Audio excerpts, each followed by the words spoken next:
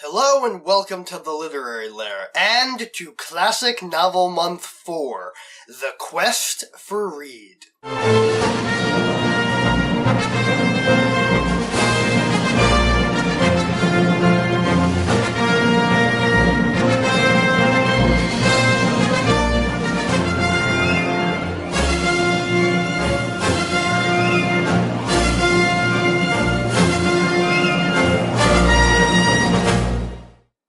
So, it's become sort of tradition that at least one book I pick is a book that I had to read for some level of school.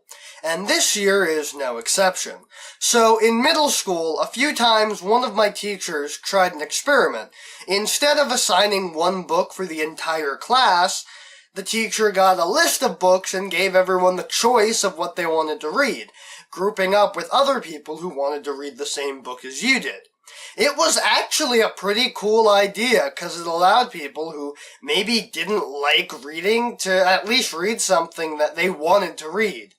My choice was a King Arthur book, which I was really excited to read, but no one else wanted to read it, so I had to join an open group who were reading some dumb book about flowers. Okay, before you flock to the comments, I was merely trying to start off the video with some levity, 'cause this book, for all its promises of mice and flowers, gets dark. With that in mind, just to warn you, this episode isn't going to be as jokey as usual, because of the darker subject matter. But I'm getting ahead of myself. Flowers for Algernon is not actually about flowers, to my younger self's relief. It's a science fiction story about a mentally challenged man named Charlie Gordon who undergoes an experimental surgery to increase his intelligence and his subsequent adventures with the trials and tribulations of suddenly becoming a genius and the reactions of the people close to him. So let's not waste any more time and get right to it.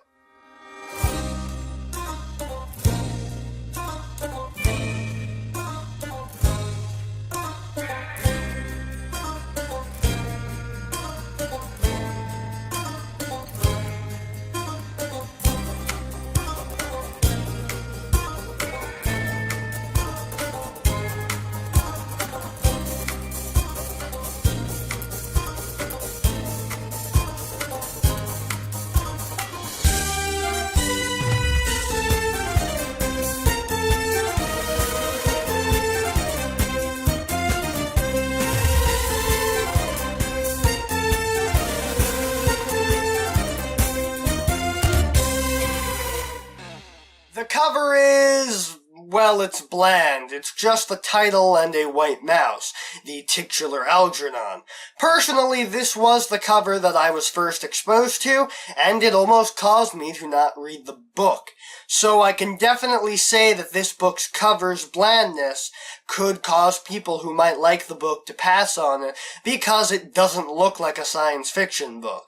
It looks almost like a romance novel, especially since Flowers for Algernon, out of context, sounds like it would be in a romantic sense. But maybe that's just how my brain works. Anyway, let's get to the story. The story is told in journal entries from Charlie, who works at Donner's Bakery and was recommended by his teacher, Miss Kinnian, for the experimental surgery done by Doctors Niemer and Strauss. They ask him to keep a journal to track his progress, and we see his mental state and his experiences at his job, where everyone is very good to him, at least in his perception. He prepares for the surgery and is given many tests by Strauss and Niemer, along with Bert, a grad student helping Niemer and Strauss, who does Rorschach tests with Charlie, who doesn't quite understand them, and introduces him to Algernon, having Charlie do mazes competing against Algernon, who has already received the surgery. Charlie takes a few days off of work to have the surgery, and right away shows signs of increased intelligence as his grammar and spelling in the progress reports improves. He starts going to weekly therapy sessions with Dr. Strauss, who listens to Charlie's thoughts of his life as he recovers from the procedure. He also keeps doing tests with Algernon, and eventually beats Algernon at running the maze. Dr. Niemer gives Charlie a machine meant to induce subconscious thoughts rising to the surface, which causes Charlie to start accessing repressed memories in his dreams, remembering the first time he met Miss Kinnian. One night, he's invited to a party with his co-workers at the bakery, and they play a trick on him where they ditch him and Charlie gets lost, being brought back to his room by a cop. He also dreams about his parents, although he can't remember their faces. Miss Kinnian comes back to teach him and gives him Robinson Crusoe to read, which he finds hard. Back at work, Charlie has been replaced as delivery boy during a surgery, so he's relegated to just being janitor. However, on April Fool's Day, 2 co-workers attempt to prank him, having him use the dough mixer since the guy who normally runs it quit his job, and his co-workers hope that he'll mess the machine up and get them a day off. But Charlie does fine, actually doing better than the guy who quit, as Gimpy, the manager, and Mr. Donner, the owner, agree, and Mr. Donner promotes Charlie to working the mixer, which annoys the 2 would-be pranksters. Charlie accesses another memory, this one of his mother after his sister was born. He had heard his sister crying in the middle of the night and went to check on her, and his mother attacked him for it, worried that he'd hurt the baby. Charlie starts to realize how he's treated by his co-workers, and is naturally angry about it. Charlie also has another memory nightmare, this time remembering when, as a child, he asked another student to write a valentine for a girl that he was interested in, but the boy writes something dirty instead, and the girl's brother beats Charlie up, causing him to have to transfer schools. Charlie has to take another Rorschach test, and he's treated to hearing a recording made of the first time he took it, and he's shocked at the sound of his former self. At work, he figures out a way to improve efficiency of the mixer, and Donner is happy, but everyone else seems to resent Charlie. That causes Charlie to remember a time when Gimpy had tried to teach him how to make rolls, and it was far beyond his capabilities. Charlie goes back to the lab and accidentally overhears an argument between Niemer and Strauss about Charlie. Niemer wants to show their findings at a scientific convention, but Strauss doesn't believe that it's been long enough to be sure that the procedure will stick. Charlie leaves and starts making friends with the students on campus, spending a lot of time at the library. Charlie accesses another memory of an argument between his parents about his capabilities to learn in a classroom environment, and while his father accepts that he isn't like the other children, his mother refuses, wanting him to just take the classes over again.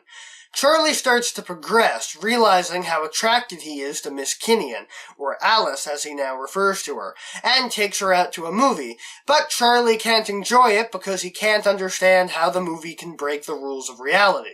Alice tells him that movies aren't real, but he also criticizes how the movie breaks its own rules. Wow, if this bakery thing doesn't work out, Charlie would have a great career as a movie reviewer. It's only a shame that YouTube doesn't exist yet.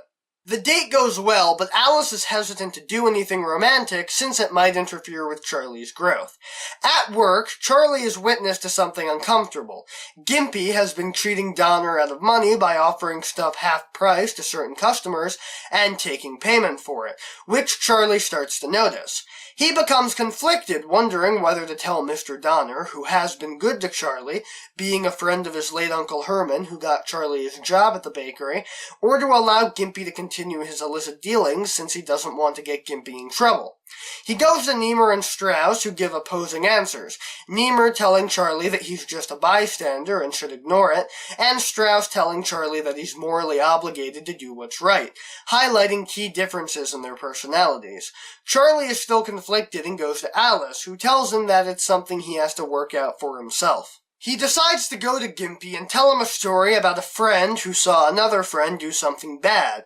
That friend figures that if the other friend stops doing the bad stuff, he won't have to do anything, but if it continues, he'll have to tell the boss about the other friend's dealings, and leaves it at that. Charlie's IQ continues to rise, causing him to become too smart to talk with college students, and he starts to have hallucinations whenever he tries to get intimate with Alice, of a young man watching them. He also gets fired from the bakery since the employees all grouped up and went to Donner, basically forcing him into it since Donner can't let the entire business fall apart because of one guy, no matter how much he likes him, and considering Charlie's recent intelligence boost, a bakery is a little below his level. Charlie begs his former friends to let him stay, but they tell him that they resent him because of how smart he's gotten, especially Gimpy, and Charlie has to leave. He tries to get intimate with Alice again, but it doesn't work, and we finally get an explanation for Charlie's aversion to sexual behavior. As a child, his mother would beat him whenever he so much as looked at a girl, and told him that if he ever touches a girl, she'd lock him in a cage. He also remembers when his sister Norma stopped being nice to him after an occasion where she asked for a dog, and when Charlie said he'd help with it, she freaked out because she wanted it to be all hers, and hers only. And their father put his foot down and says no dog, causing Norma to yell at Charlie and spend all her free time in her room, telling her friends that Charlie isn't her actual brother, but actually a kid her parents took in off the streets. We'll be right back with more of the show. This is Maverick reporting in. We're back. Strauss and Niemer take Charlie on a plane for the scientific conference, and being strapped into the seatbelt reminds Charlie of when his mother took him to a Dr. Guarino, a swindler who convinced his mother that he had a machine that could make him smarter, which included straps to keep him in the chair. Charlie muses that he should be angry at Guarino for cheating his mother, but Guarino was always nice to Charlie, so he doesn't resent him. Charlie also realizes that his drive to be smarter was from his mother, who, due to the stigma against stuff like his condition called phenylketonuria, wanted to prove that Charlie could be smart, but lessened on it after Norma was born, since it proved that she could have a quote-unquote normal child, and she started wanting to get rid of Charlie. They get to the hotel, and Niemer gets pissed since their hotel rooms were screwed up, but they end up at a hotel with a party of younger psychologists, and Niemer has a blast explaining the experiment there, being the center of attention. Charlie begins to have doubts as Niemer seems to regard him as little less than a lab rat, and not as a person. Charlie manages to upstage Niemer by asking his thoughts about a recent Hindu psychology journal that hasn't been translated, and so Niemer hasn't read it. Charlie walks out of the party and Bert chases after him, explaining how Niemer is eager to prove his theories and hit it big, since his wife pulled a lot of strings to get the experiment off the ground. Charlie sits in on the presentation at the conference and toys with Algernon's cage as he gets more and more agitated at Niemer's seeming disregard for Charlie as a human being, and discovery that there might only be a limited time he has left with his intelligence, and he releases the mouse. Algernon flees and Charlie chases him into a bathroom, hiding him in his pocket and slipping out during the search, withdrawing all his money from the bank and fleeing back to New York, where he rents an apartment. He sees an article in the paper about his escape that gives him a location of where his family resides, and he resolves to see them. Meanwhile, he meets his neighbor Fay Lillman, a promiscuous artist that Charlie takes an attraction to. He goes to see his father, now divorced from his mother, at his barber shop, but he doesn't recognize him, and Charlie is too afraid to confront his father to tell him who he is. He does get a haircut, though, and during it, his father nicks his neck, and Charlie remembers when he went to live with Uncle Herman, and how his mother was prepared to kill him with a kitchen knife, and his father talked her out of it and took Charlie away. Charlie sets up a maze for Algernon to keep his mind sharp, and Faye brings him a girl mouse for Algernon, and while Charlie wasn't crazy about letting the new mouse in, making sure it has good moral character before letting it in with Algernon, he's happy that Algernon isn't alone anymore. Faye comes home with a man who leaves, and Faye goes to his apartment, and they have a drink together. Or rather, a few drinks, and Charlie gets drunk, finding out the next day that when he's drunk, he reverts back to his former self.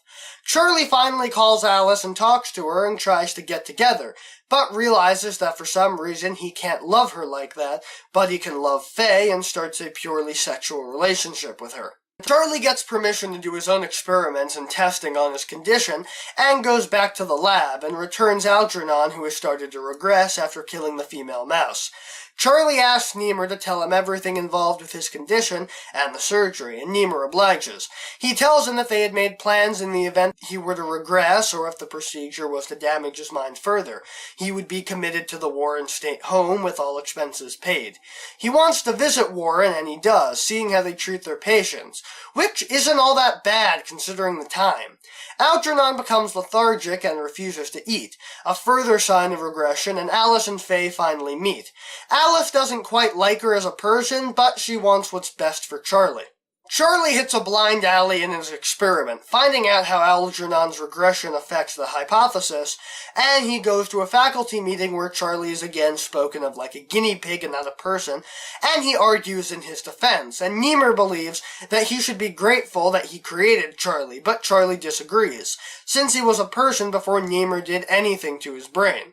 He rushes out and comes face to face with the old Charlie, a hallucination, and informs the old Charlie that he's not giving up his intelligence without a fight.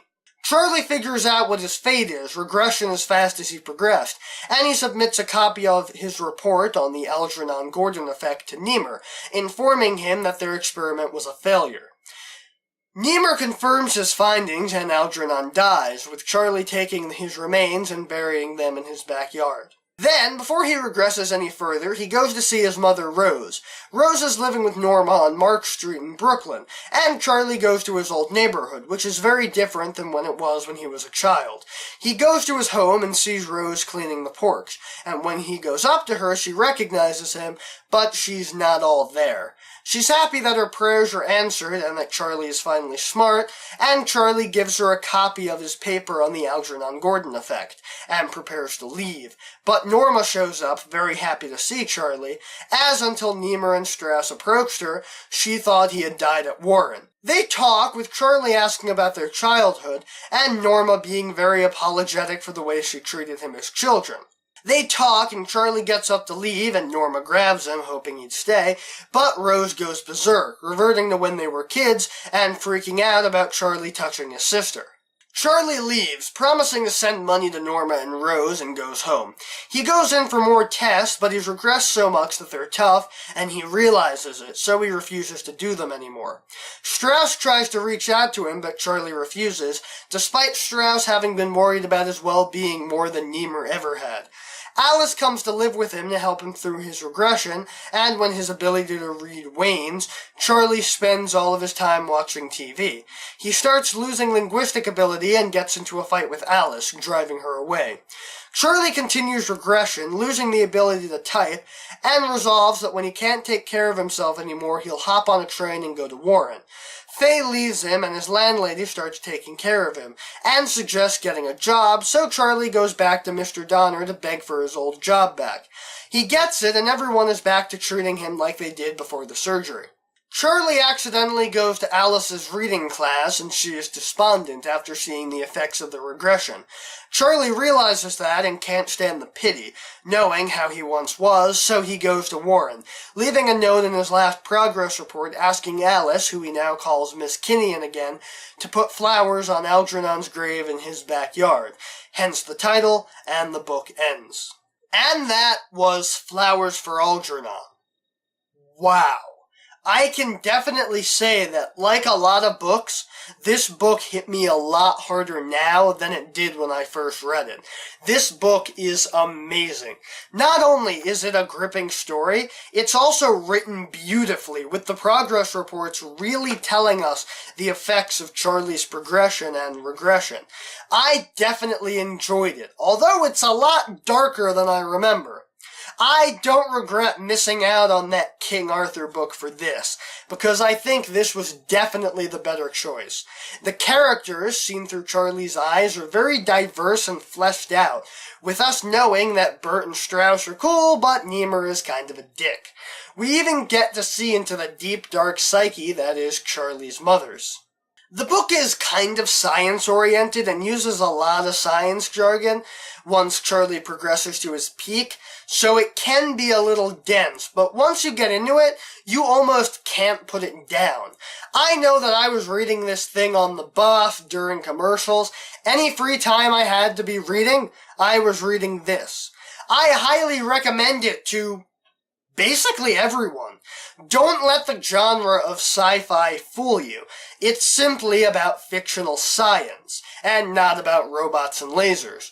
Daniel Keyes is a great author, and he really gives us a story, not just about Charlie Gordon and his sudden brush with enlightenment, but also about forgiveness and learning to see the world through new eyes. Anyway, that's all the time we have for today. If you'd like to see more of the Literary Lair, you can hit that subscribe button. And if you have any comments or complaints about the video, you can put those in the comment section below. And if you enjoyed the video, show it to your friends and share it around the internet. And maybe consider supporting the show on Patreon. Next week, we've got more classic novels to look at. See you next time.